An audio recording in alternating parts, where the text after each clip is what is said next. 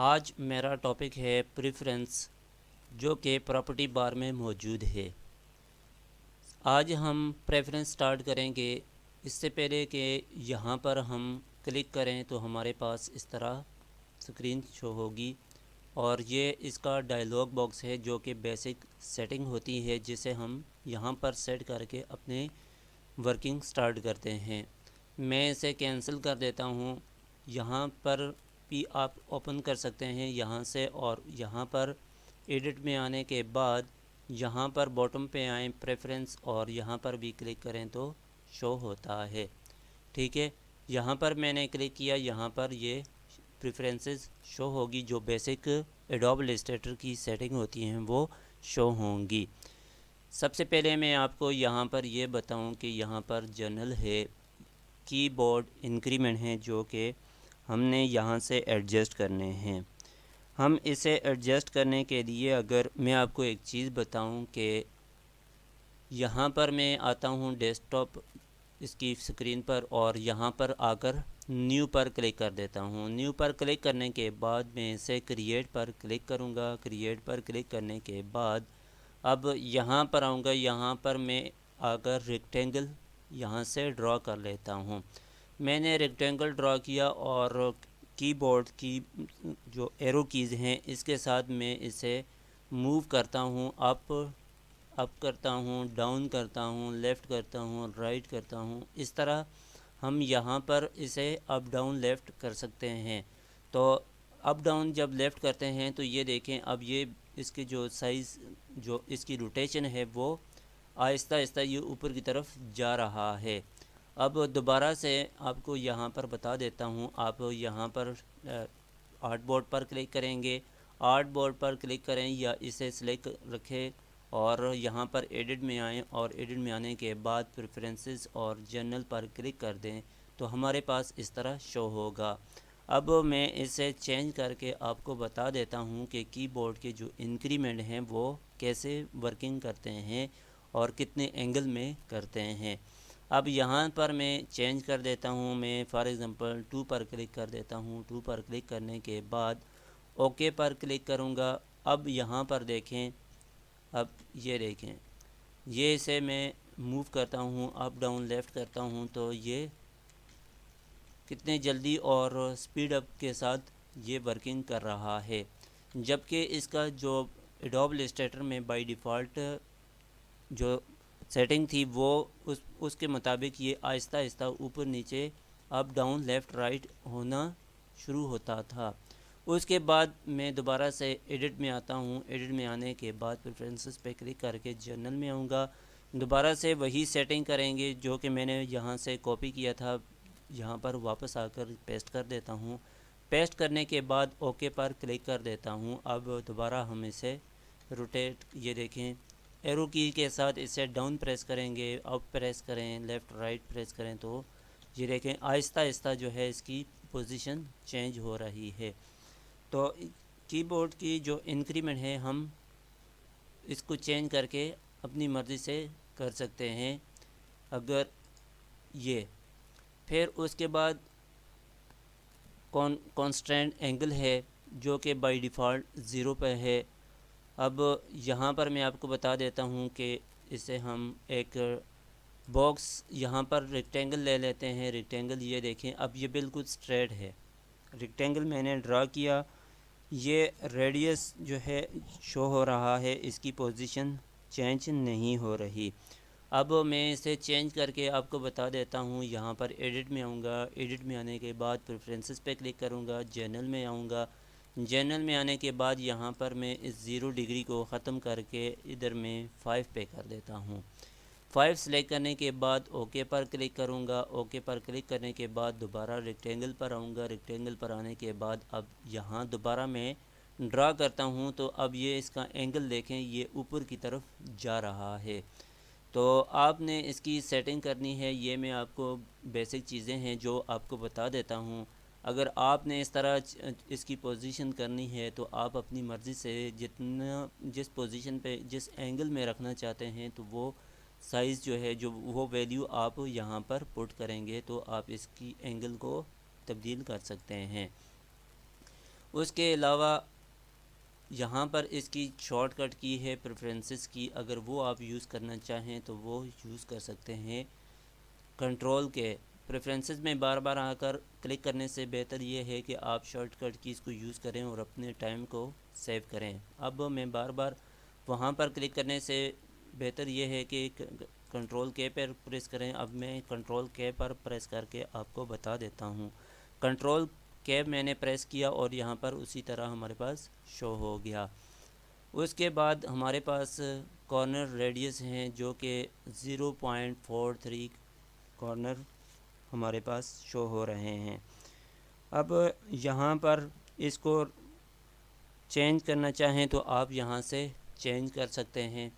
उसके बाद disable auto add delete, अब इस पर अगर क्लिक करेंगे तो क्या होगा, अगर जो चेक मार्क नहीं है तो क्या है। अब जब हम ऑलरेडी ड्रा पाथ पर लेकर जाते हैं तो जहाँ पर एंकर पॉइंट मौजूद होता है वहाँ पर हमें डिलीट का साइन शो होता है।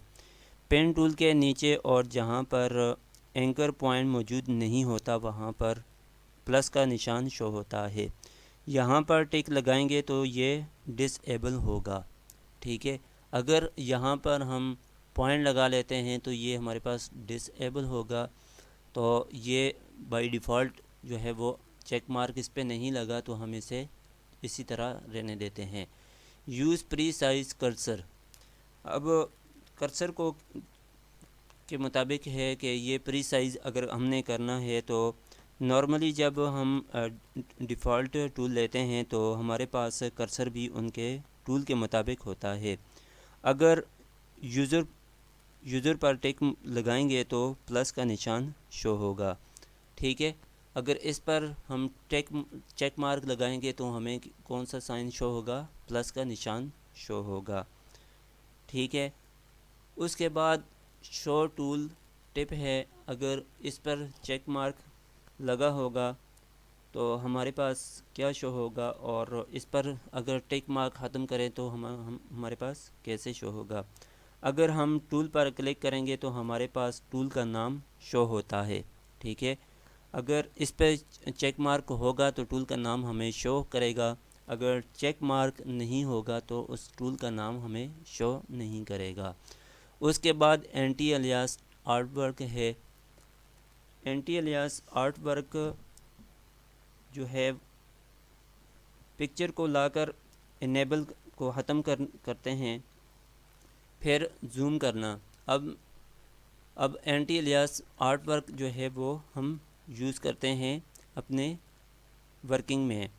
तो बॉक्स जो हम लेंगे उसका नज़र जैसे कि मैं अभी आपको करके बता देता हूँ। यहाँ पर एक पिक्चर है, इसे मैं डिलीट कर देता हूँ। ठीक है, यहाँ पर और यहाँ पर पिक्चर्स है।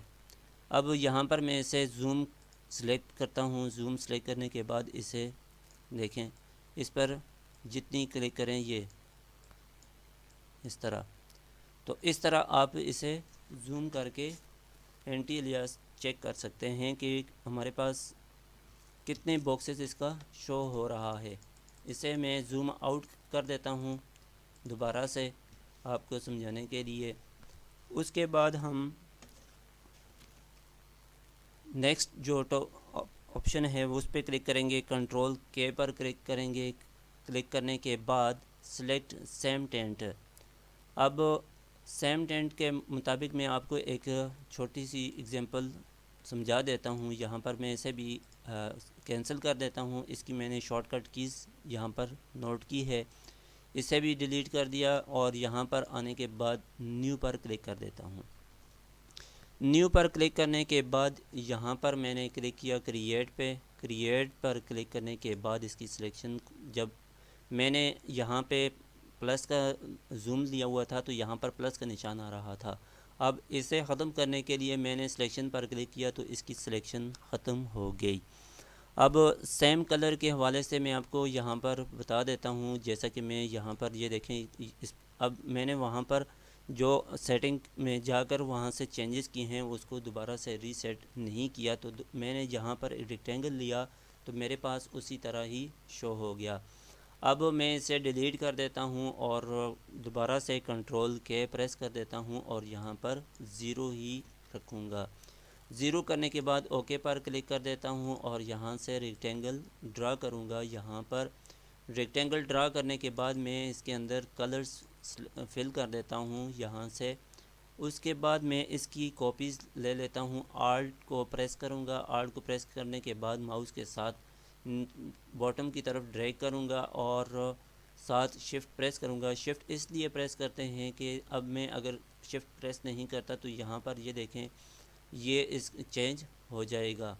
तो अब यहाँ पर ये देखें कि आप इसको शिफ्ट पकड़ के इसको नीचे की तरफ लेकर आएँ और इसकी एक कॉपी बन जाएगी। दोबारा से इसकी आल्ट प्रेस करने से बेहतर है कि आप कंट्रोल डी को प्रेस करेंगे। कंट्रोल डी को प्रेस करेंगे तो इसकी डुप्लीकेट कॉपी बन जाएगी। अब मैं इसे यहाँ पर रख देता हूँ, इसको यहाँ पर रख देता हूँ। ठीक है, ये इसलिए रखा कि आपको समझ आए कि ये हम किस लिए यूज़ करते हैं। मैं यहाँ पर आता हूँ और यहाँ पर जो ऑप्शन है यहाँ पर सेलेक्ट सेम टेंट कलर, इसको समझाने के लिए यहाँ पर मैं क्लिक कर देता हूँ और यहाँ पर आऊँगा। यहाँ पर लिखा है कि सेलेक्ट सिमिलर ऑप्शन, यहाँ पर क्लिक करने के बाद फिल कलर, जो सेम कलर थे वो सारे के सारे यहाँ पर सेलेक्ट हो गए हैं। ठीक है, इनको सबको मैं डिलीट कर देता हूँ। कंट्रोल ए किया तो सब सेलेक्ट होगी और उसके बाद कीबोर्ड से डिलीट प्रेस किया तो ये डिलीट हो गई। उसके बाद दोबारा मैं कंट्रोल के पर प्रेस करता हूँ और यहाँ पर दोबारा वहाँ आ जाता हूँ। Show the home screen when no document are open, यहाँ पर हम चेक लगा रहने देते हैं। ठीक है, और उसके बाद यूज़ लेगेसी हम यहाँ पर क्लिक कर देते हैं कि ये use legacy file new interface. अब यहाँ पर लेगेसी जो हमारे पास, जैसे कि हमारे पास फ़ॉन्ट हैं, अगर ये फ़ाइल लेगेसी फ़ाइल ये एडोब इलस्ट्रेटर की ओल्ड फाइल होती है। ठीक है, ओल्ड फाइल होती है। अगर आपने इलस्ट्रेटर फाइल में बनाई है, इसके बाद अगर आपने कोई फ़ाइल बनाई है जिसके अंदर फॉन्ट्स लगे हैं जो कि पुरानी फ़ाइल के मुताबिक हैं, तो आप अगर या किसी क्लाइंट ने आपको फ़ाइल जो फ़ाइल होगी वो आपको दी होगी, उसमें पुराने फ़ॉन्ट यूज़ हुए हैं, तो आपने अगर इस पे चेक मार्क लगा दिया तो जब आपके पास नया वर्जन होगा तो ये जब चेक मार्क होगा तो न्यू वर्जन में ओपन होगा। अगर वो फ़ॉन्ट यहाँ पर मौजूद नहीं होगा तो वो उसे ख़त्म हो जाएगा और न्यू वर्जन ओपन हो जाएगा। उसके बाद यूज़ प्रीव्यू बाउंड्स, जो कि हम यहाँ पर देख रहे हैं कि अगर इस पर चेक मार्क है, जैसे चेक मार्क बाय डिफ़ॉल्ट लगी है, यहाँ पर टिक लगाते हैं तो बाउंड्रीज़ हमें नज़र आती हैं, वो सेलेक्ट होंगी। अगर ये स्ट्रोक के उस पर लगाए जाते हैं तो स्ट्रोक पर लगाते हैं तो उसके बॉक्स, जो बाउंड्रीज़ बॉक्स हैं, वो हमारे पास शो होंगे। उसके बाद display print size at 100% zoom, तो इस पर अगर चेक मार्क होगा तो ये 100% जूम होगा। अगर इस पर चेक मार्क नहीं होगा तो ये हमारे पास ब्लिंक जूम होगा। ठीक है, उसके बाद है append converted upon opening legacy files. अब यहाँ पर